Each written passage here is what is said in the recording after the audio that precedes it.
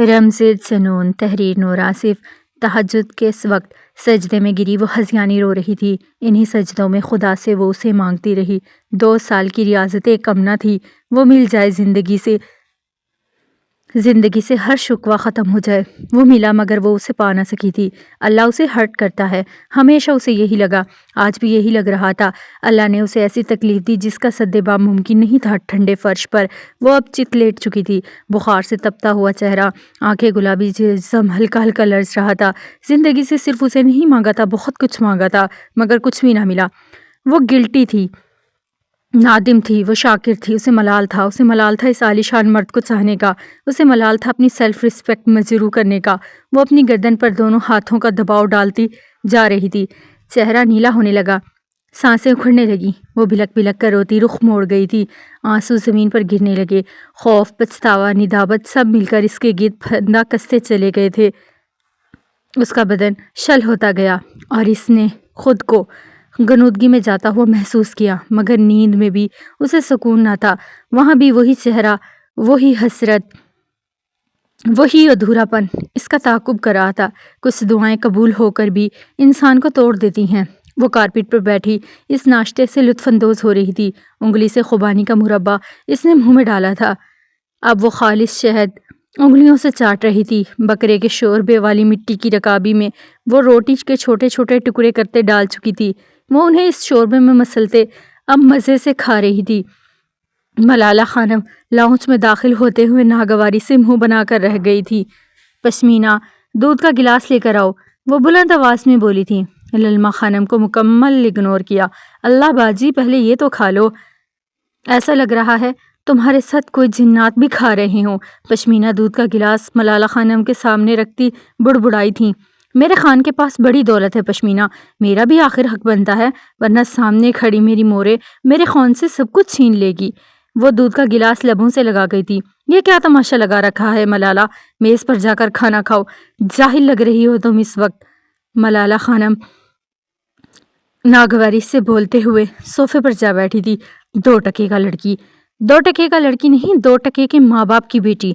ملالہ نے تانبے کا گلاس اٹھا کر زمین پر دے مارا تھا۔ زوردار آواز آئی تھی۔ للمہ خانم ہڑبڑا کر کھڑی ہوئیں، رنگت سرخ ہو گئی تھی۔ بھول گئی تم خانم بھی، کہاں سے تھی تم؟ ملالہ خانم نے للمہ خانم کو سرخ آنکھوں سے دیکھا تھا۔ دوسروں کے گھروں کے لوگوں کے گھروں کے ٹکڑوں پر پلتی تھی تم، روکھا سوکھا کھا کھا کر گزارا کرنے والی کے نخرے تو دیکھو۔ وہ استہزائیہ ہنسی تھی۔ ملالہ تم ہوش میں ہو، ہم مورے ہے تمہارا۔ للمہ خانم غصے سے گرجی تھی۔ پشمینہ، جب تبریز نے طلاق دے کر خانم بی کو نکال دیا تو بیچاری مجھے لے کر در بدر پھرتی تھی، کوئی بھی اسے رکھنے کو تیار تک نہیں تھا۔ پھر یہ بیچاری یہاں آ گیا، کبیر خان کی بیمار بیوی کی دن رات خدمت کی۔ وہ کیا کہتا ہے میرا خان؟ ملالہ خان نے پرسوچ انداز میں اپنی گال پر انگلی رکھی تھی۔ ہاں، میری بیمار ماں کی الٹیاں تک صاف کرتی رہی ہے۔ خان بھی نہ، اصل میں تو خانم بی کی بس پس پردہ بے عزتی کر رہا ہوتا ہے۔ خانم بی کو آج تک پتہ ہی نہیں چلا، وہ پاگلوں کی طرح ہنستی ہی جا رہی تھی۔ پشمینہ دانتوں تلے دبائے لبوں کو دیکھ رہی تھی ملالہ خانم کو۔ کبیر خان کی دوسری بیوی بننے کے لیے بڑی ہی محنت کی تھی خانم بی نے، اس کی بیوی کی نوکرانی بن گئی، اس کے بچوں کی آیا بن گئی۔ وہ اپنی ہنسی روکتے آنسوں میں استہزا لیے للمہ خانم کو دیکھ رہی تھی۔ للمہ خانم غم و غصے سے ہانپنے لگی تھی۔ ملالہ باجی بس کر دو، اٹھو یہاں سے۔ پشمینہ ملالہ کی طرف بڑھی، جس کا جسم بری طرح سے کانپ رہا تھا، وہ بخار سے تپ رہی تھی۔ صاف پتہ چل رہا تھا تم جس بے غیرت کا خون ہے اس کا اثر ہے ملالہ تم میں۔ تم سے وفا مل جائے یہ تو ایسا ہوگا جیسے شیطان فرشتہ بن جائے۔ للمہ خانم زہر خندہ لہجے میں غرائی تھی۔ مجھے کیا پتا میں کسی بے غیرت کا خون ہوں، ہو سکتا ہے تم نے میرے خون میں ملاوٹ کر دی ہو، پتہ نہیں میں تبریز کی بیٹی ہوں بھی یا نہیں۔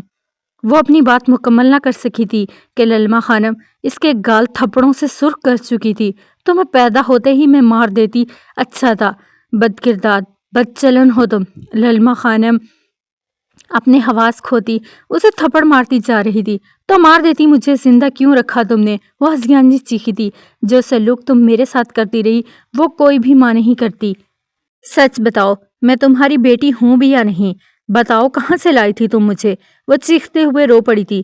تم جیسی بیٹیوں کے ساتھ ایسا ہی سلوک کیا جاتا ہے، بد کردار، بد چلن۔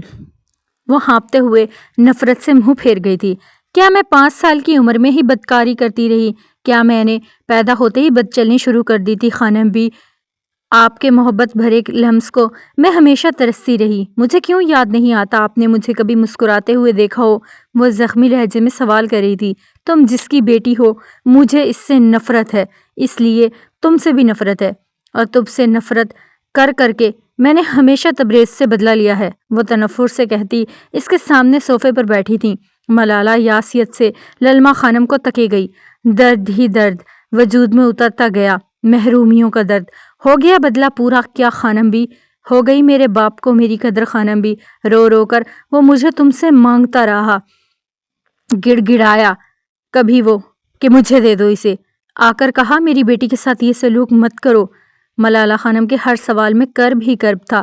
نہیں آیا نا وہ کبھی میرے لیے تمہارے پاس؟ وہ کراہ اٹھی تھی، سر میں درد کی ٹیسیں اٹھ رہی تھی۔ تم دونوں کے پاس مجھ سے نفرت کرنے کی ایک وجہ نہیں تھی، مگر مجھے برباد کرنے کی 100,000 وجہ رہیں۔ اس کے کپ کپاتے لبوں پر مغموم مسکراہٹ تھی، آنکھوں سے سیاہ مادہ بہہ رہا تھا۔ تم جیسی ماؤں کو خدا اولاد ہی کیوں دیتا ہے؟ مجھے کرسٹڈ کیوں بنایا خانم بھی؟ کیوں؟ خدا تم سے تمہارا سب کچھ چھین لے، خدا تم سے تمہاری سب سے عزیز چیز چھین لے۔ وہ متوشت ہوتی اپنے بال نوچنے لگی۔ بکواس بند کرو، تم جیسی بد کردار بد چلن لڑکی کو خدا کبھی معاف نہیں کرتا۔ تمہاری بددعائیں خدا سننے لگے تو کیا ہی بات ہے۔ خانم بھی تمسخراتی مسکرائی تھیں، چہرہ دھواں دھواں تھا۔ جب تمہارے پاس میرے سوالوں کا جواب نہیں ہوتا، تم مجھے بد چلن آوارہ کہتے خاموش کروا دیتی ہو۔ جانتی ہو اچھی طرح مجھے ان حویلی کی دیواروں سے بھی ڈر لگتا ہے، کہیں کوئی میرے خان کو یہ بتا نہ دے کہ مجھے میری ماں بد کردار کہتی ہے۔ ڈر ہی ڈر، پچھتاوے ہی پچھتاوے ہیں خانم بھی، پتہ نہیں یہ گلٹ کب میری جان چھوڑے گا۔ وہ یاسیت سے بولتے اپنا سر صوفے پر رکھ گئی تھی۔ تم نے مجھے مجبور کیا کہ میں وہ سب کچھ کروں، تم نے مجھے گالی بنا دیا۔ میرا جرم صرف اتنا تھا، مجھے تمہاری پہنائی گئی زنجیروں میں عمر بھر کے لیے قید نہیں ہونا تھا۔ میں ساری عمر دوغلی زندگی نہیں گزارنا چاہتی تھی، میں تمہاری کٹ پتلی بن کر نہیں رہنا چاہتی تھی۔ اس نے ٹوٹے لفظوں سے بولتے ہچکی لی تھی۔ سب کچھ تم نے مجھ سے کروایا، اس سب کی ذمہ دار صرف اور صرف تم تھی۔ سزا تم نے مجھے بنا دیا۔ اس نے صوفے سے سر اٹھایا، اس کی آنکھوں میں خون اتر آیا تھا۔ آئندہ مجھے بد چلن بد کردار مت کہنا، میں تم جیسیوں سے بہت اچھی ہوں، گناہ کر کے اس پہ ڈٹی نہیں رہتی۔ مجھے اپنا گناہ قبول کرنا آتا ہے اور سزا سہنا بھی جانتی ہوں۔ اگر پاسدار تم جیسے ہوتے ہیں تو شکر ہے۔ میرا نام ملالہ خان ہے۔ وہ چبا چبا کر بولتے للما خانم کی آنکھوں میں آنکھیں گاڑے ہوئے تھی۔ للما خانم کاٹ دار نگاہوں سے اسے دیکھتی رہی۔ کیا کیا ہے میں نے زنا نہیں کیا تھا، صرف ایک غلطی کی تھی جس پر میں نادم ہوں، شرمندہ ہوں۔ اس سب میں کسی کا کچھ نہیں بگڑا تو صرف اور صرف برباد ہوئی تو صرف اور صرف ملالہ خان۔ مٹی کے ساتھ مٹی صرف ملالہ خان ہوئی۔ اسے کھو دیا جو صرف میرا تھا، جسے خدا نے میرا بنایا تھا، اور میں نے اسے ہی گوا دیا۔ تم نے اسے میرا گناہ اس لیے بنایا کیونکہ تمہارے پاک منصوبوں پر میں پانی پھیر چکی تھی۔ وہ چبا چبا کر نفرت امیز لہجے میں کہہ رہی تھی، بکواس بند کرو ملالہ، درخزئی حویلی میں ہے، اس نے یہ سب کچھ سن لیا تو تمہیں اپنی زندگی سے دھکے دے کر نکال دے گا۔ آگے اس کی زندگی میں تمہاری ردی جیسی حیثیت بھی نہیں، وہ بھی ردی ہے میری نظر میں۔ وہ متوشت ہوتی حلق کے بل چیخی تھی، پشمینہ اسے یہاں سے لے جاؤ، لگتا ہے اس کا بخار اس کا سر چڑھ گیا ہے۔ للما خانم نے اس کا ہانپتا بدن دیکھتے غصے سے کہا، سر پر نہیں چڑھا، تم لوگوں کی کالی سوچ میری روح پر چڑھ چکی ہے۔ تم مورے نہیں، خوفناک بدروح ہو جو میرے کندھوں پر بیٹھی ہوتی ہے۔ دیکھو مجھے، تمہارے بوجھ سے سانس بھی نہیں آ رہی۔ وہ اپنی گردن پر ہاتھ رکھ گئی تھی، اسے سانس آنا بند ہوئی تھی۔ پشمینہ ملالہ کی طرف بڑھتے اسے زمین سے تھامنے لگی، اسے اٹھانے لگی، جو اپنے دکھتے سر کو جکڑے لڑکھڑاتے ہوئے کھڑی ہوئی تھی۔ پشمینہ پہ میرے خان کی دولت پر نظر رکھے ہوئی ہے۔ پشمینہ یہ چاہتی تھی میں اس کا بچہ پیدا کروں اور ساری دولت اپنے نام لکھواؤں، اس کے بعد یہ میرے خان کی جان لینا چاہتی تھی۔ ملالہ، للما خانم چیختے ہوئے کھڑی ہوئیں، وجود پسینے سے تر ہوا۔ وہ یہ سب کچھ خود سے بھی چھپائے ہوئے تھی جو ملالہ یوں کہہ گئی تھی، چیخو مت، میں سب جانتی ہوں، تم میرے خان کی جان لینا چاہتی ہو، اس لیے تو عنایہ کے بچے کو تم نے مارنے کی کوشش کی، کیونکہ تم چاہتی تھی خان کا بچہ صرف اور صرف میں پیدا کروں۔ وہ للما خانم کے مقابل آن کھڑی ہوئی تھی۔ للما خانم شل سی کھڑی تھی، چہرہ ایسے جیسے لٹھا۔ اس لیے تو میں نے خان کا بچہ پیدا نہیں کیا، صرف تمہاری وجہ سے ماں نہیں بنی۔ وہ للما خانم کی آنکھوں میں دیکھتے زخمی لہجے میں بولی تھی۔ اس انکشاف پر للما خانم کی رنگت میں انگارے دہکے تھے۔ اس بے حس عورت کی وجہ سے میں سب سے بڑی قربانی دی ہے، میں ماں نہیں بن سکی، یہ عورت مجھے کھا گئی۔ اب اپنے بال مٹھیوں میں دبوچے درد و کرب سے چیخیں مار رہی تھی۔ یہ کیا تماشا ہو رہا ہے؟ درخزئی خانزادہ کی آواز پر للما خانم کی رنگت فک ہوئی۔ وہ کچھ سن نہ چکا ہو، وہ گھبرا گئی تھی۔ اوہ میرے خان، واہ میرے خان آیا ہے۔ حد خدا نظر بد سے بچائے میرے خان کو، ایسے ہی تو یہ میرے دل میں نہیں رہتا۔ عالی شان مرد، میرا خان ایسا ہی ہے۔ وہ درخزئی خانزادہ کی طرف پلٹتے مسکرائی تھی۔ وہ سیاہ شلوار قمیص پر آف وائٹ شال اوڑھے کندھوں پر ڈالے ہمیشہ کی طرح باروب لگ رہا تھا۔ وہ بھاری قدموں سے چلتے ہوئے ملالہ کے قریب آیا۔ لگتا ہے رات پوری بوتل پھر سے ختم کی ہے۔ وہ اس کے روبرو کھڑا اسے خون اتری آنکھوں سے دیکھ رہا تھا۔ آنکھیں شدت گریہ سے گلابی ہو گئیں۔ کتنی تم چال باز عورت ہو ملالہ۔ رات ایک غریب انسان پر تم نے ستم ڈھایا، اس پر ظلم کیا۔ وہ بیچارہ ہسپتال میں پڑا ہے، 4 بچے ہیں، بیوی ہے اس کی، مجھے بھی اپنے گناہ میں شامل کر لیا۔ کیا سوچ کر یہ سب کچھ کیا ملالہ؟ وہ اس کا جبڑا سختی سے اپنی آہنی گرفت میں دبوچ گیا تھا۔ تم نے کروایا یہ سب کچھ مجھ سے خان، تمہارے خوف نے مجھ سے یہ سب کچھ کروایا۔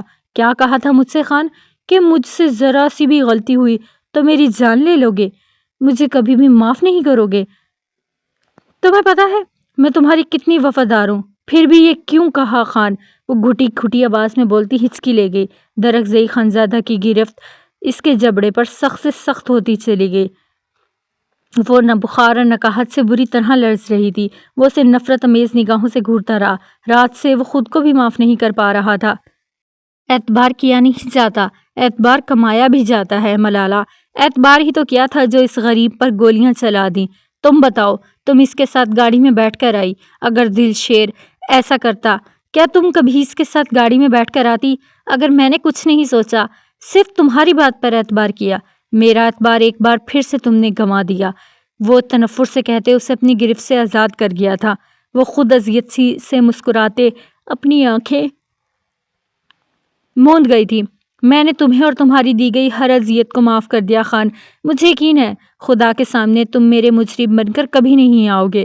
وہ تم نہ یہاں میرے بن سکے نہ اس جہاں میں میرے بن سکو گے۔ وہ آنکھیں کھولتے خود اذیتی سے بولی، قاتل مقتول کا گنہگار ہوتا ہے پہلی بار سنا ہے۔ وہ تمسخراتی ہنسا، ہوتا ہے، کبھی کبھی مقتول بھی گنہگار ہوتا ہے۔ مقتول قتل ہوا، سب کو خبر ہو گئی، مگر کبھی کبھی قاتل کا بھی قتل ہوتا ہے، بس فرق یہ ہے کہ وہ خاموش ہوتا ہے، کسی کو پتہ نہیں چلتا۔ وہ اسے شکوہ کنہ نگاہوں سے دیکھتے اس کی قمیض مٹھیوں میں دبوچ گئی۔ قتل کر کے بھی خود کو مقتول سمجھتا تھا وہ، اس مرد کو کبھی معاف نہیں کرنے والی تھی۔ درخزئی کی آنکھوں کی سرخی بڑھتی گئی۔ ملالہ جاؤ یہاں سے، درخزئی کے لیے اچھا سا ناشتہ بنا کر لاؤ۔ للما خانم نے اسے ٹوک دیا تھا۔ وہ بخار میں شاید اپنی سدھ بدھ کھو رہی تھی۔ وہ کچھ الٹا سیدھا نہ بول دے۔ للما خانم اندر سے ڈر گئی تھی۔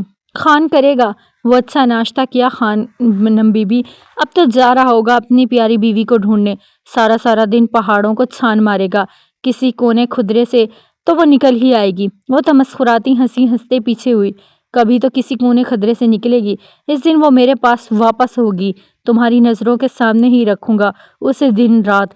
وہ صفاقی سے بولا تو ملالہ خان کے کرب میں اضافہ ہونے لگا۔ میں تو جلاپے کی آگ سہ لوں گی خان، وہ نہیں سہ سکے گی، وہ پھر سے بھاگ جائے گی، میں اسے پھر سے واپس لے آؤں گا، قیامت تک مجھ سے بھاگے گی، میں قیامت تک اس کا پیچھا کرتا رہوں گا، وہ میری رہے، چاہے اس کے حصول کے لیے خواری مقدر بن جائے۔ وہ اس کے ذکر پر سرد آہیں بھرتا تھا۔ سانسیں کیسے لے رہے ہو اس کے بنا خان؟ نہیں لے رہا اس کے بنا میری سانسیں، میری دھڑکنیں نہیں چلتی۔ وہ اتنا شفاق ہرگز نہیں تھا، مگر اب ہو گیا تھا، کیا پتہ وہ مر گئی ہو۔ ملالہ خان کے لفظوں نے دل چیرا تھا، دل چیرنے والا سوال کیا۔ زندہ ہے وہ نہیں مر سکتی، پورے یقین سے کہا۔ یہ الگ بات ہے کہ دل ڈوب کر ابھرا تھا، وہ اسے دیکھتی رہی، دل کے ایک کونے میں تکلیف کے ساتھ درد بھی زیادہ ہوا تھا۔ اتنا یقین کیوں خان؟ روندھے ہوئے گلے کے ساتھ پوچھا۔ وہ میری پناہوں سے بھاگنے کی جرات کر سکتی ہے تو اسے سروائیو بھی کرنا آتا ہے، اسے کچھ نہیں ہو سکتا، مضبوطی سے کہا۔ ملالہ خان کی سانسوں میں چبھن بڑھتی رہی۔ جانتا ہوں، اس کے رابطے بھی ہیں میرے اپنوں کے ساتھ جو میرے لیے اب غیر ہے، بہت جلد اسے اپنے انہی غیروں کی اپنوں کی بدولت اس تک پہنچ جاؤں گا۔ بس دعا ہے اس کے لیے ساری دنیا اب غیر ہی ہو۔ ذرا سی ثنا شائی اس نے کسی غیر کے ساتھ رکھی، اس کی جان میں خود حلق سے کھینچ کر نکالوں گا، وہ تپش زدہ لہجے میں غرایا۔ وہ نہیں رکھے گی خان، کسی غیر کے ساتھ ثنا شائی۔ جو عورت تمہاری ہو جائے وہ پھر کبھی کسی کی نہیں ہو سکتی۔ وہ تو آج تک تمہاری مسکراہٹ نہیں بھولی ہوگی۔ وہ درخزئی خانزادہ کے گال میں گڑھا پڑنے والی جگہ پر اپنی انگلی رکھ گئی تھی۔ دل نے ہمیشہ اس گال کو یوں ہی حق سے چھونے کی تمنا کی تھی۔ کوئی لاکھ بہتر سہی، مگر کوئی تم سا کہاں۔ ملالہ کا دل زار زار رونے لگا۔ میں بھی تو اسے نہیں بھولا، وہ میرے سامنے نہیں، میرے ہر پل دل میں ہے، میں نے ہر سانس کے ساتھ اسے یاد کیا ہے۔ مجھے چاہیے، ہر صورت چاہیے۔ یہ ضد ہے پھر بھی وہ چاہیے، یہ انتقام ہے پھر بھی وہی چاہیے، یہ جنون ہے پھر بھی وہی چاہیے، یہ محبت ہے پھر بھی وہی چاہیے۔ اس کی آنکھیں گیلی ہونے لگی۔ اس پل وہ شکستہ سا نظر آتا تھا۔ ملالہ خان لب کاٹتے پیچھے ہونے لگی۔ وہ دو ٹوٹے ہوئے لوگ ایک دوسرے کو جوڑ نہ سکے تھے۔ فون رنگنگ پر درخزئی نے قمیض کی جیب سے فون نکالتے کان سے لگایا۔ فون پر ملنے والی خبر پر اس کے قدم ڈگمگائے تھے، ہاتھ بری طرح کپکپایا تھا۔ وہ تیز تیز قدموں سے داخلی دروازے کی طرف بڑھنے لگا۔ ملالہ خانم اس کے قدموں کی عجلت پر جلنے لگی۔ درخزئی شال کاندھوں پر جھٹکتے دروازے سے نکل گیا۔ للما خانم طنزاً مسکرائی تھی۔ میرا اس سب میں کیا قصور ہے، بس اتنا بتا دو، ملالہ نے اس سے کرب سے سوال کیا۔ تم تبریز کی بیٹی ہو، یہی ہے بس تمہارا قصور، للما خانم نے سکون سے کہا۔ اس طرح تو کبیر خان اور اس کی بیوی کی موت کی تم ذمہ دار ہو، تبریز نے تمہارے لیے اس کی جان لے لی، ان دونوں کی۔ ملالہ خانم کے لفظوں پر سیڑھیاں اترتے زنیشہ کے قدم رکے تھے، آنکھیں گلابی ہو گئیں، مٹھیاں بھیج گئیں۔ ہاں، ایک بار پھر میرے عذابوں کا جاگیر وہی ٹھہرا تھا، اس نے پھر سے مجھے برباد کر دیا۔ تم اسی کی بیٹی ہو، اسی کا خون ہو، کیا یہ کم ہے وجہ تم سے نفرت کرنے کے لیے؟ للما خانم کی آواز مدھم ہو گئی مگر لہجے کی کاٹ بڑھ گئی تھی۔ ملالہ تبریز کا خون تھی، بس یہی اس کی پہچان تھی، اسی پہچان سے اسے نفرت تھی۔ میرے مورے اور میرے بابا کے اتنے سیاہ کاریاں ہیں، میں اپنے خان کے سامنے اس کے آگے سر بھی نہیں اٹھا سکتی۔ میرے رشتوں نے اسے اتنی تکلیف دی ہے، وہ یہ سب جان لے تو مجھ سے پاگلوں والی نفرت کرے جیسے میں اس سے پاگلوں والی محبت کرتی ہوں۔ ملالہ خانم کی آواز شدت گریہ سے رند گئی تھی۔ وجہ جو بھی ہو، کبیر کا بیٹا تمہارا بنانا چاہتا، تم وہ سب نہ کرتی، وہ تمہارے لیے وہی مرد ہوتا جو کبیر خان کلثوم کے لیے تھا۔ سب جھوٹ، سب ردی، سب تشفیاں، تم کبھی اسے میرا نہ رہنے دیتی، تم اسے مار دیتی، میرے خان کو مار دیتی۔ تم نہ کبیر کی ہو سکی، نہ اس کے بچوں کی، اور نہ ہی میری، تم صرف اور صرف مہرمند کی ہو۔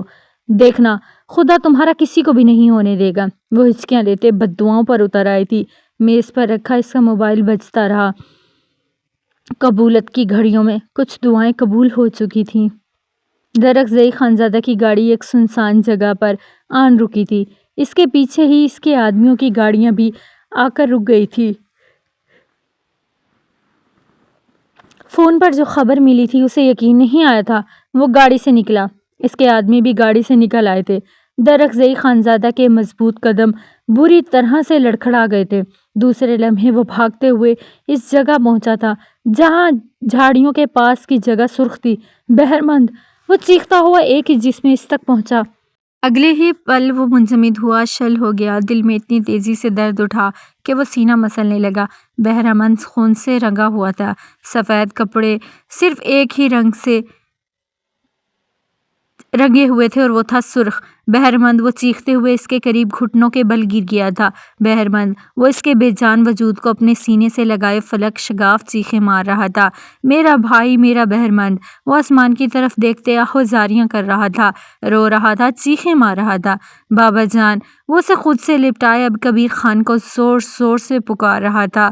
درخزئی کے کپڑے خون میں بالکل بھیگ چکے تھے، لت پت تھے۔ اس سناٹے میں اس کی چیخیں دل ہلا رہی تھی۔ سیاہ حویلی کی منحوسیت مزید بڑھ گئی تھی۔ سناٹے ہی سناٹے اتر آئے تھے۔ وہ اپنے کمرے میں زمین پر بیٹھا سر کو جھکائے ہوئے تھا۔ اس کی ہلکی گھنی بیئرڈ آنسوؤں سے بالکل بھیگی ہوئی تھی۔ وہ اپنے سینے سے کبیر خان کی تصویر لگائے ہوئے تھا۔ اس کے لب مسلسل ہل رہے تھے۔ غور سے سنو تو وہ کہہ رہا تھا، بابا جان مجھے معاف کر دیں، میں آپ کے بیٹے کی حفاظت نہیں کر سکا۔ مجھے معاف کر دیں بابا جان، میں بہرمند کی حفاظت نہ کر سکا، مجھے معاف کر دیں۔ کمرے میں کوئی ذی روح داخل ہوا۔ کم و بیش اس کی حالت بھی بالکل درخزئی جیسی تھی، مگر آنکھوں میں انتقام کی سرخی تھی جو سب جلا کر خاص تر کر نہ دینا چاہتا تھا۔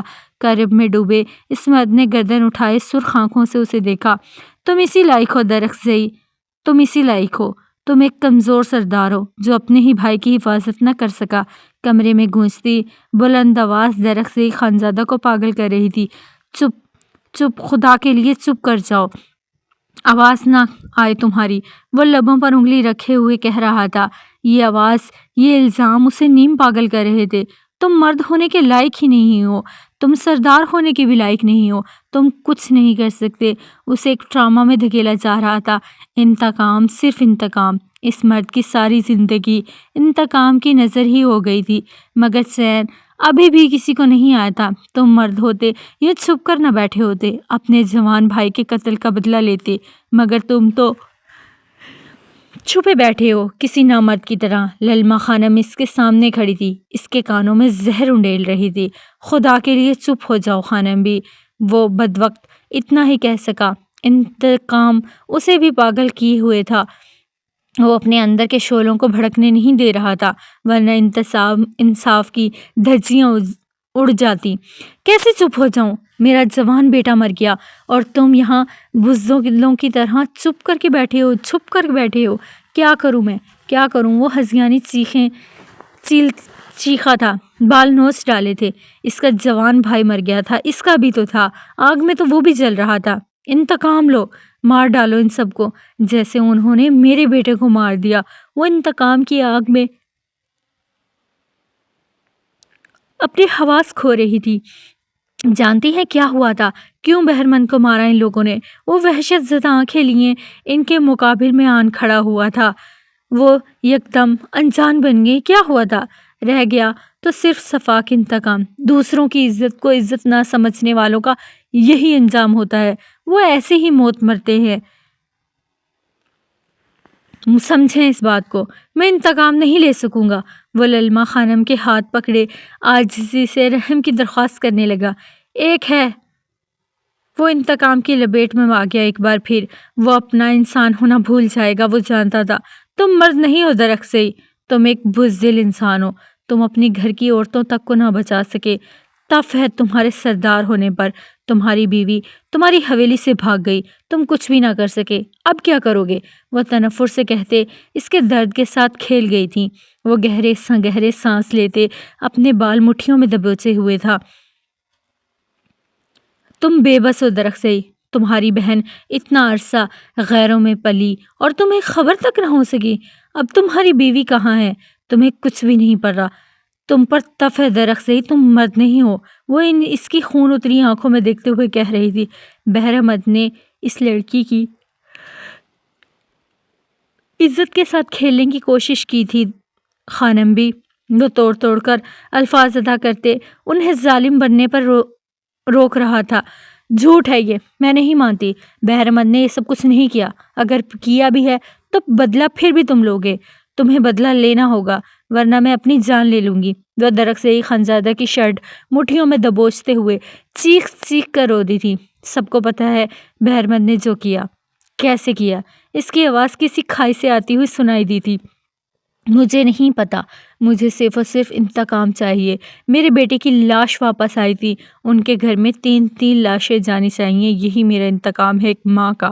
وہ درخزئی خانزادہ کا سینہ پیٹتے اس کے قدموں میں گر گئی۔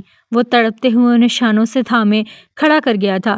مار ڈالو انہیں، جنہوں نے میرے لختے جگر کو قتل کر دیا، جنہوں نے میرے دل کے ٹکڑے ٹکڑے کر ڈالے۔ وہ سراپا انتقام تھی۔ اس انتقام میں وہ درخزئی خانزادہ کو بھی جلا کر خاک کر دینا چاہتی تھی۔ اب کبیر خان کی ایک اور اولاد کو ختم کرنا چاہتی تھی۔ وہ جرگے کے اینوں بیچوں بیچ اپنی سرخ آنکھیں لیے بیٹھا تھا۔ وہ آنکھیں جو نیند کی کمی سے نہیں انتقام کی آگ سے جل رہی تھی، آج وہاں بیٹھے انصاف کی دھجیاں اڑائی جا رہی تھی۔ پیسہ، رتبہ اور صداریت سب ایک صف میں کھڑے تھے اور سچ کہیں دور بے آواز رو رہا تھا۔ بہرمند ایک بچے کا باپ بننے جا رہا ہے، وہ بلند آواز میں کہہ رہا تھا۔ اس کی ایک بیوی ہے، وہ یہ سب کچھ کیوں کرے گا؟ جیسے باپ بننا گناہ دھونے کی سند ہو، جیسے ایک بیوی ہونا ہر الزام سے بری ہونے کا پروانہ ہو۔ صبور حیات نے اسے اس رات خود بلایا تھا، وہ پہنچ رہا تھا۔ میرے پاس اس بات کے ثبوت بھی ہیں۔ اور جرگا ثبوت نہیں دیکھ رہا تھا، وہ صرف یہ دیکھ رہا تھا کہ الزام کس پر لگانا آسان ہے۔ چند لمحوں میں بھرے جرگے کے سامنے وہ لڑکی داغدار کر دی گئی تھی اور اس لڑکی کی زندگی ایک فیصلے کی نظر ہو گئی تھی۔ نتیجہ وہی نکلا جو پہلے سے لکھا جا چکا تھا، کیونکہ جہاں طاقت بولے وہاں حق صرف سنا جاتا ہے۔ بہرمند سے ہی ثابت ہو چکا تھا، اس کا کردار پاک تھا۔ جرگے میں خاموشی چھا گئی تھی۔ درخزئی خانزادہ کی سرخ آنکھوں میں اب غصہ نہیں اطمینان تھا۔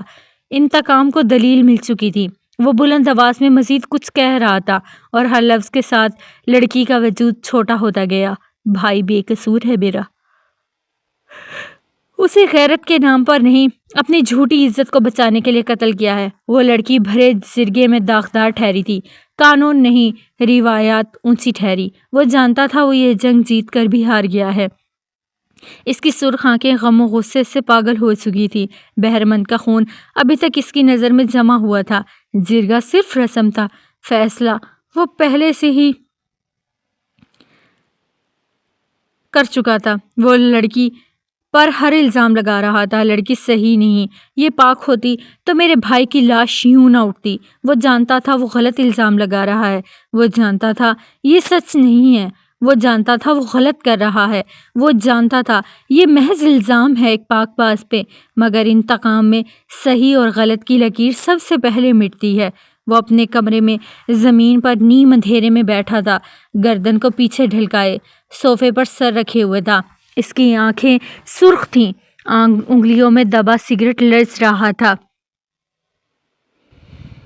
غور سے دیکھو تو اس مضبوط مرد کا ہاتھ کانپ رہا تھا۔ وہ تنہا اپنے ہی پچھتاووں کی فصل کاٹ رہا تھا۔ اب نہ روایات کام آ رہی تھی اور نہ اختیار اور نہ اس کی بندوق۔ اس سے آہستگی سے آنکھیں موندی، سگریٹ کا گہرا کش لیا۔ بہرمند کا چہرہ اچانک اس کے سامنے آیا۔ مرحبا لالا، وہ ہنس رہا تھا، وہ ہنستے ہوئے اس کی مار کھا رہا تھا۔ وہی آوازیں، اس کے سامنے سر جھکا دینا۔ درخزئی خانزادہ کی مٹھی خود بخود بھیج گئی تھی، ناخن ہتھیلی میں گڑ گئے، خون کی ہلکی سی لکیر ابھری تھی۔ مگر یہ درد تو کچھ بھی نہیں تھا اس درد کے مقابلے جو اس کے اندر کے زخموں کے مقابلے بہت زیادہ تھے۔ میں نے انصاف نہیں کیا، وہ بڑبڑایا اور فوراً اس نے اپنے خیال کو مٹی میں جھونکا۔ میں نے تو صرف بدلہ لیا ہے، وہ زیر لب کہتے سیدھا ہوا، اپنے گیلے منہ پر ہاتھ پھیرا۔ اس نے زمین پر ہاتھ مارا اور پھر مارتا ہی چلا گیا، اتنی زور سے کہ اس کا کندھا ہل گیا تھا۔ کیا ہوا؟ انتقام لے لیا، مگر بہرمند واپس نہیں آیا۔ وہ اپنا سر دونوں ہاتھوں میں تھام گیا تھا۔ مرد روتے نہیں، ایک بار پھر کبیر نے کہا تھا۔ اس کی مورے نے بھی یہی سکھایا تھا۔ اس نے جلدی سے اپنی آنکھیں مسلی، اپنا چہرہ صاف کیا، آنسوؤں کو مٹانے کی کوشش کی۔ وہ اب کسی کے لیے نہیں روئے گا، وہ اب کسی کو تلاش نہیں کرے گا۔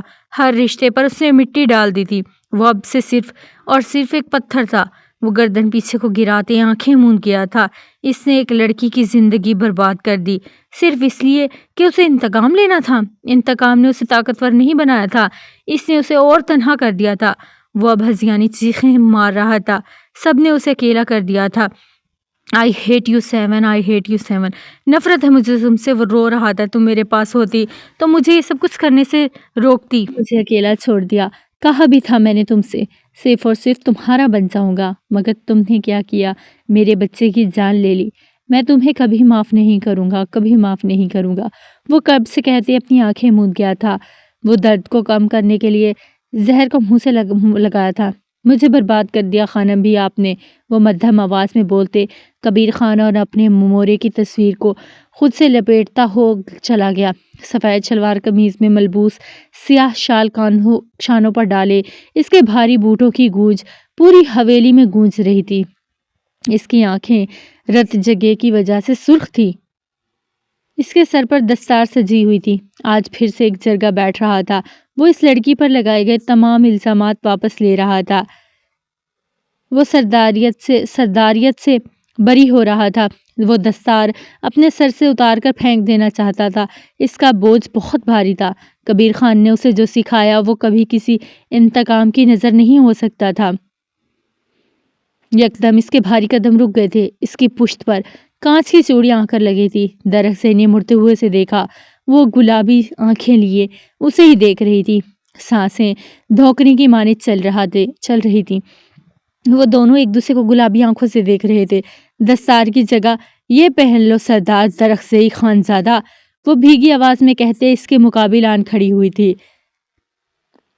اب میں سارے الزامات واپس لے رہا ہوں۔ اس لڑکی کے بھائی سے قصاص واپس لیا جائے گا۔ اس لڑکی کو بھرے جرگے میں پاک ثابت کروں گا۔ وہ اس کی آنکھوں میں آنکھیں ڈالے سنجیدگی سے کہہ رہا تھا۔ اب کوئی فائدہ نہیں، دیر ہو چکی۔ سبز آنکھوں سے موتی ٹوٹ ٹوٹ کر برسے تھے۔ دیر نہیں ہوئی ملالہ، مجھے احساس ہو گیا ہے، میں کمزور لمحوں کی زد میں آ گیا تھا۔ انتقام کے شعلوں نے میرے اندر کی آگ کو بھڑکا دیا تھا۔ جو راستہ خانم بی نے دکھایا وہ صرف تاریکیوں پر مشتمل تھا۔ میں ان تاریکیوں کا حصہ نہیں بنوں گا۔ وہ اس کی بات پر روتے ہوئے اس کی شال مٹھیوں میں جکڑ گئی تھی۔ دیر ہو چکی ہے اب خان، بہت دیر ہو چکی ہے۔ اس کی ہچکیاں بڑھنے لگیں۔ نہیں دیر ہوئی ملالہ، میں سب ٹھیک کر دوں گا۔ مجھے قتل بھی کر دیا گیا، میں سر کو جھکائے اپنی جان دے دوں گا، مگر غلط کو صحیح کروں گا، وہ مضبوطی سے کہہ رہا تھا۔ دیر ہو گئی خان، سب کچھ برباد ہو گیا، سب کچھ برباد ہو گیا۔ خانم بی نے یہ سب کچھ میرے ساتھ بھی کیا تھا اور اب تمہیں بھی برباد کر دیا۔ ہچکیاں ماتم میں بدلنے لگی۔ کہا نا کچھ بھی برباد نہیں ہوا، میں سب کچھ ٹھیک کروں گا۔ غلط کو غلط کہنے کے لیے جگرا چاہیے ہوتا ہے، جو کہ میرے پاس ہے۔ ختم ہو گیا خان، سب ختم ہو گیا۔ تمہیں ایسا کچھ نہیں کرنا چاہیے تھا۔ تم کچھ بھی کر لو خان، خانم بھی تمہیں اب کبھی آباد نہیں ہونے دے گی۔ اسے صرف اور صرف تمہاری دولت سے غرض ہے۔ چلے جاؤ یہاں سے خان، ورنہ وہ ڈائن تمہیں بھی کھا جائے گی۔ وہ بہت شاطر، بہت گھٹیا۔ درخزئی خانزادہ اس کی بات مکمل ہونے سے پہلے اس کے بال گدی سے دبوچ گیا تھا۔ مجھے تم سے یہی امید تھی، اس سب کی ہی امید تھی۔ شاطر وہ نہیں تم ہو، گھٹیا وہ نہیں تم ہو۔ وہ میری ماں ہونے کے ساتھ ساتھ تمہاری بھی تو ماں ہے۔ اپنی ماں کے لیے کیسے الفاظ استعمال کر سکتی ہو؟ وہ اس کے بال سختی سے دبوچتے غرایا۔ اس سے بھی زیادہ دیر ہو جائے گی اگر تم نے یوں ہی آنکھوں پر پٹی باندھی رہی۔ ملالہ نے سسکی لی تھی۔ باندھوں گا پٹی، خانم بی کو اسی نظروں سے دیکھوں گا جن نظروں سے میں دیکھنا چاہتا ہوں۔ میری زندگی میں جو عورتیں آئی ہیں اس سے میری ماں بہت اچھی ہے۔ خانم بی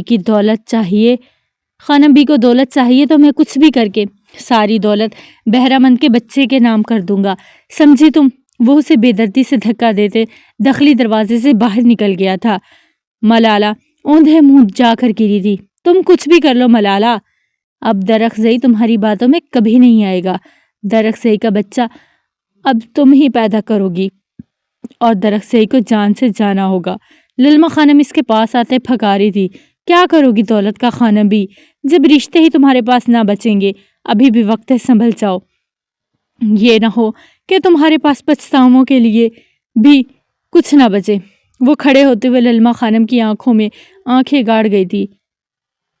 میرا بہرامند چلا گیا، اس کے بچے کا کیا ہوگا؟ اب یہ سب کچھ اس کے بچے کا ہوگا۔ ملالہ خانم کی بات پر ملالہ خان بھیگا سا مسکرائی تھی۔ اگر تم بہرامند کے سینے میں زہر انتقام نہ بھرتی تو آج شاید وہ زندہ ہوتا۔ کسی نے بہرامند کا قتل نہیں کیا بلکہ تم خود اس کا قتل کیا ہے۔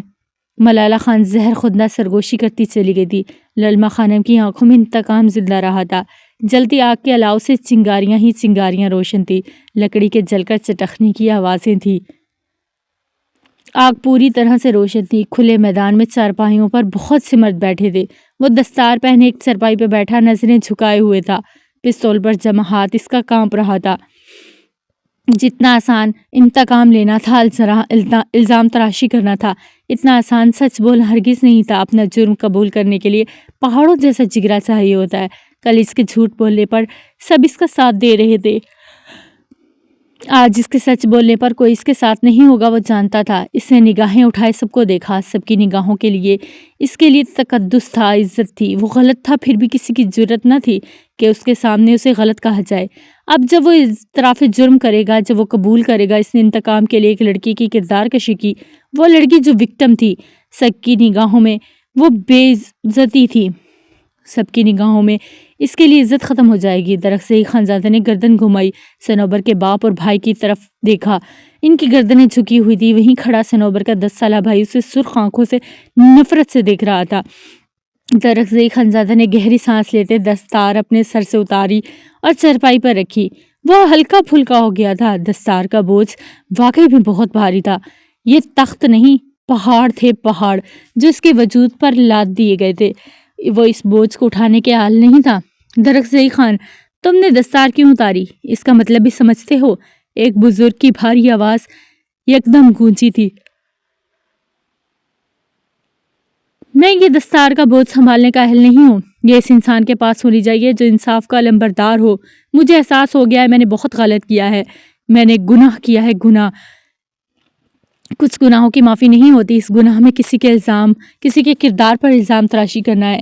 میں آپ سب کے سامنے نگاہیں جھکائے بیٹھا ہوں، چاہیں تو مجھے معاف کر دیں اور چاہیں تو مجھے سزا سنا دیں۔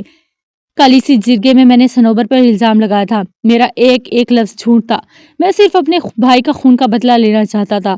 آج قبول کرتا ہوں، بہرامند کی موت بے قصور نہیں تھی، غیرت کی وجہ سے قتل ہوا تھا۔ وہ لڑکی بے قصور ہے۔ اس نے نگاہیں اٹھائے، سب کو دیکھا، سب کی نگاہیں اس کے لیے غیر ہو گئی۔ کچھ دیر والی عزت ختم ہو گئی۔ درخزئی خانزادہ نے گردن گھمائے صنوبر کے باپ اور بھائیوں کی طرف دیکھا جن کی گردنیں اٹھی ہوئی تھی۔ صنوبر کے 10 سالہ بھائی کی آنکھیں مسکرا رہی تھی، ان میں نفرت ختم ہو چکی تھی۔ اس کے ہاتھ میں دبوچا ہوا پتھر یکدم گر چکا تھا۔ درخزئی خانزادہ کی گردن بھی اب اٹھی ہی رہی۔ وہ ہنم سا مسکراتا رہا، دل کافی عرصے بعد پرسکون رہا۔ وہ بے چین کافی اور پگڑی کسی حقدار کو پہنا دی گئی۔ وہ بے چینی سے زنان خانے کے چکر لگا رہا تھا۔ للما خانم صوفے پر بیٹھی تسبیح کے دانے پھیر رہی تھی۔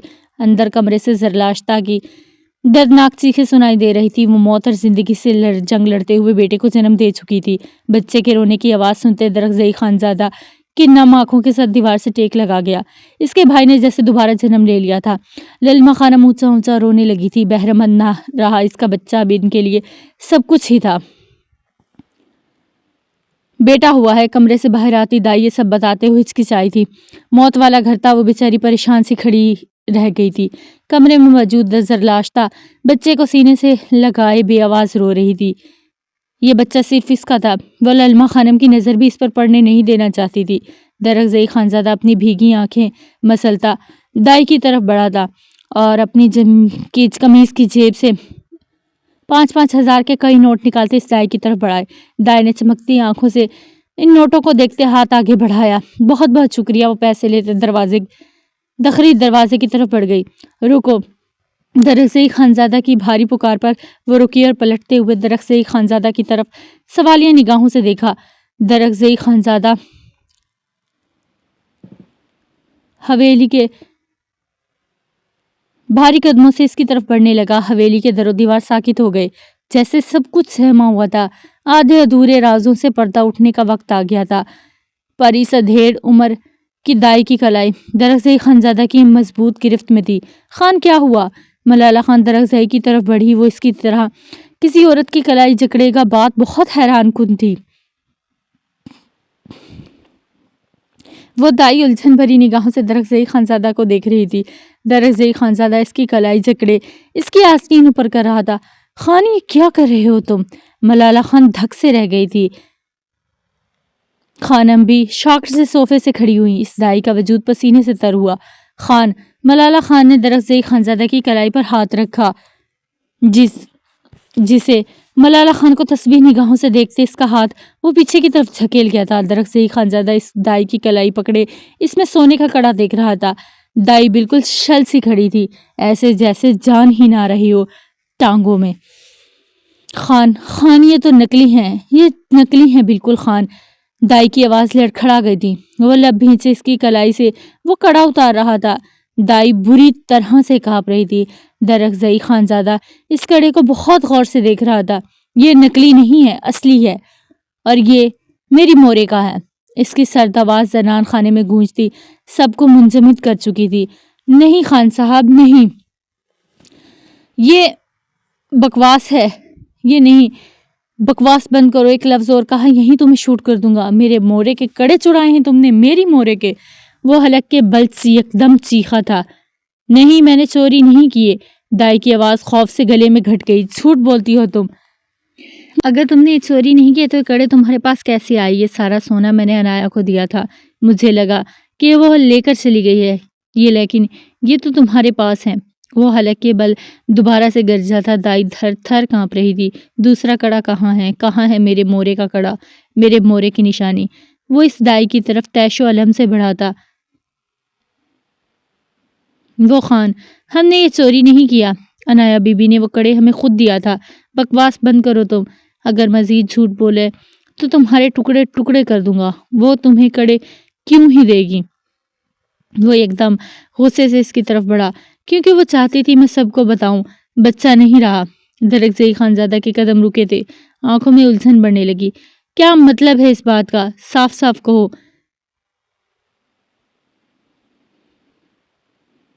کیا کہنا چاہتی ہو؟ وہ غصے سے اپنے اور دائی کے درمیان 4 قدم کا فاصلہ طے کر گیا تھا۔ دائی مزید تھر تھر کانپنے لگی۔ اس دن عنایا بی بی کا بچہ کو کچھ نہیں ہوا تھا، وہ صرف اور صرف ایک داغ تھا۔ سب کو لگا کہ بچہ نہیں رہا۔ حویلی کی 4 منزلہ چھت درخزئی خانزادہ کو خود پر گرتی ہوئی محسوس ہوئی۔ اس کے مضبوط قدم بری طرح سے لڑکھڑا گئے تھے۔ وہ دیوار کا سہارا لے گیا تھا۔ جھوٹ کہہ رہی ہو تم۔ اس رات میں اپنا بچہ کھو چکا تھا۔ یہ جھوٹ ہے۔ وہ حلق کے بل اتنی زور سے چیخا کہ حلق میں خراشیں تک پڑ گئی تھی۔ خان صاحب، میں سچ کہہ رہی ہوں۔ عنایا بی بی نے کہا تھا میں جھوٹ بولوں، سب کو یہی بتاؤں کہ بچہ نہیں رہا۔ اس نے اس جھوٹ کے بدلے ہم کو کڑے دیے، ایک ہم نے بیچ دیا، ایک آپ کے پاس ہے۔ للما خانم دل پر ہاتھ رکھی کھڑی تھی۔ یہ نہیں ہونا چاہیے تھا، یہ نہیں ہو سکتا۔ درخزئی خانزادہ کی عنایا سے اولاد کسی قیمت اس دنیا میں نہیں آ سکتی۔ وہ چاہتی اگر اسے پتا ہوتا تو وہ پہلے ہی عنایا کو مار ڈالتی۔ میں تمہیں نہیں چھوڑوں گا۔ وہ زخمی شیر کی مانند دہاڑا۔ وہ دل گرفتہ سا اپنے کمرے کی طرف بڑھ گیا تھا۔ اب بند کمرہ ماتم زدہ تھا۔ اتنے ماہ بعد یہ راز فاش ہونے پر یہ کمرہ ماتم کی نہ تھا۔ کل یہاں کسی اور کا دل ٹوٹ کر چکنا چور ہوا تھا اور آج نشانہ کوئی اور بنا تھا۔ دونوں کے دل ٹوٹنے پر یہ کمرہ، یہ دیواریں افسردہ تھی۔ 2 دن تک یہ کمرہ ماتم زدہ ہی رہا۔ پورے 2 دن کے بعد وہ کمرے سے نکلا تھا۔ بال بھیگے ہوئے تھے۔ وہ سفید رنگ کی شلوار قمیض پر براؤن رنگ کی مردانہ شال اڑے ہوئے تھا۔ اس کی آنکھیں ہر جذبے سے آ رہی تھی۔ وہ عورت اب اس کے لیے غیر ہو گئی تھی۔ وہ اب اسے ڈھونڈ کر صرف اور صرف اپنا بچہ اس سے لینا چاہتا تھا۔ اسے ایسی سزا دینی تھی کہ اس کی روح بلبلا جائے۔ اسے یقین تھا کہ وہ عنایا پاشا کو ڈھونڈ لے گا۔ اب اس کی تلاش میں انتقام بھی شامل ہو چکا تھا۔ عنایا پاشا کو برباد کرنے کا انتقام۔ پشمینہ لاؤنج کے صوفے پہ بیٹھنے اس نے بلند آواز میں پکارا۔ پشمینہ اس کی ایک ہی پکار پر بھاگتی چلی آئی تھی۔ کھانے کو لے کر آؤ، سرد لہجے میں حکم دیا۔ وہ سر ہلاتے چلی گئی تھی۔ 15 منٹ بعد اس کی واپسی ہوئی۔ اس نے ٹرے میں بیف پلاؤ درخزئی خانزادہ کے سامنے ٹیبل پر رکھ دیا تھا۔ پشمینہ سوکھے پتھر کی مانند کانپ رہی تھی، رنگت زرد تھی۔ درخزئی خانزادہ فون ہاتھ میں لیے کسی سے بات کر رہا تھا۔ پشمینہ کچھ پل درخزئی کو دیکھتی رہی، پھر لڑکھڑاتے قدموں سے ملالہ خان کے کمرے کی طرف بڑھ گئی تھی۔ درخزئی خانزادہ پلاؤ کا چمچ بھر کر منہ میں ڈالنے ہی لگا تھا کہ ملالہ خان ایک ہی جسم میں آتی۔ اس تک پہنچتے وہ چیخ کر اس سے پلیٹ لے کر دور کر چکی تھی، پھینک چکی تھی۔ خان یہ کھانا نہیں کھانا، یہ تمہارے لیے نہیں ہے، رکھو اسے ادھر۔ درخزئی خانہ زادہ کے برفیلے لہجے میں بولا، خدا کے لیے خان یہ مت کھاؤ، یہ تمہارے لیے نہیں بنا۔ وہ اس کے قدموں پہ بیٹھی گڑ گڑانے لگی۔ کیوں، زہر ملایا ہے کیا تم نے اس میں؟ وہ اس کی طرف جھکتے زہر خنتک لہجے میں سرگوشی کر گیا۔ ملالہ منجمد ہوئی، رنگت ایسے ہوئی جیسے کفن۔ اس میں زہر ہے خان، یہی امید تھی تم سے مجھے، تم یہی کر سکتی ہو شاطر عورت۔ وہ اس کی طرف جھکا، میں نے نہیں، خانم بی نے اس میں زہر ملایا ہے۔ وہ کپ کپاتے اسے لبوں سے بولتی ہوئی رو پڑی تھی۔ تم بکواس بند کرو ورنہ میں تمہاری جان لے لوں گا۔ تم اور عنایا ایک جیسی ہو، تم دونوں کے سوا ساری دنیا غلط اور گناہ گار ہے، اور تم دونوں شریف زادیاں۔ وہ ایک ایک لفظ سے باتیں غرایا۔ خانم بی نے اس میں زہر ملایا ہے، وہ نہیں چاہتی کہ عنایا اور اس کے بچے کو تم واپس لے کر ادھر آؤ۔ اس نے اس میں زہر ملایا ہے، پشمینہ نے اپنی آنکھوں سے اسے کھانے میں زہر ملاتے دیکھا ہے۔ خانم بی تمہیں مار کر اس کا الزام پشمینہ پر یا مجھ پر لگا دے گی۔ وہ پھر سے اس کی بات پر ہنسنے لگا تھا، یعنی تم مجھے اپنے لیے ڈر رہی ہو؟ کچھ نہیں ہوگا مجھے، اگر ہو بھی گیا تو میں تمہیں اپنی موت کے الزام سے بری کر کے ہی جاؤں گا۔ وہ اسے نرمی سے پچکارتے پیچھے ہوا۔ خان خدا کے لیے یقین کرو، اس میں زہر ہے۔ وہ بے بسی سے رو پڑی تھی۔ خانم بی، وہ بلند آواز میں خانم بی کو پکارنے لگا۔ ملالہ خان سے نے ٹرے کی طرف ہاتھ بڑھایا، وہ اسے بری طرح دھکیل گیا، نگاہوں میں اسے آگے بڑھنے نہ دیا اور وارننگ دی۔ وہ سر کو جکڑے پیچھے ہو گئی تھی۔ للما خانم درخزئی کی بلند پکار پر اس کے سامنے آن کھڑی ہوئی تھی، رنگت ہلکی زرد تھی۔ دیکھو نا خانم بی، یہ کیا کہہ رہی ہے؟ یہ کہہ رہی ہے آپ نے اس میں زہر ملایا ہے، یہ جھوٹ بول رہی ہے۔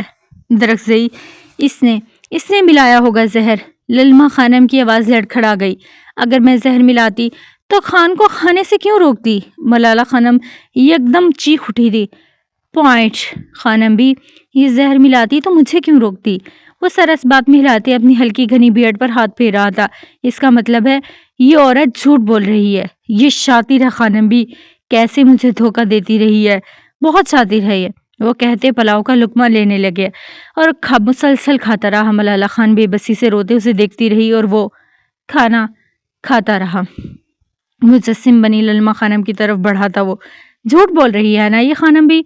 للما خانم کی آنکھوں میں دیکھتے تصدیق چاہی۔ ہاں، یہ جھوٹ بول رہی ہے درخزئی، پتہ نہیں یہ سب کچھ یہ کیوں کر رہی ہے؟ للما خانم نے لڑکھڑاتی آواز میں کہا، لیکن اس کا یقین اس پر پتھر ہی رہا۔ اگلے ہی لمحے اسے خون کی الٹی آئی تھی۔ اس نے زخمی نگاہوں سے خانم بی پر گاڑی تھیں، بے یقین نگاہیں۔ اس کے وجود کے ساتھ اس کا دل بھی کٹ چکا تھا۔ وہ گردن اٹھائے بے یقینی سے خانم بی کو دیکھتا رہا، جو پسینے سے تر وجود لیے اس کے ساتھ کھڑی کانپ رہی تھی۔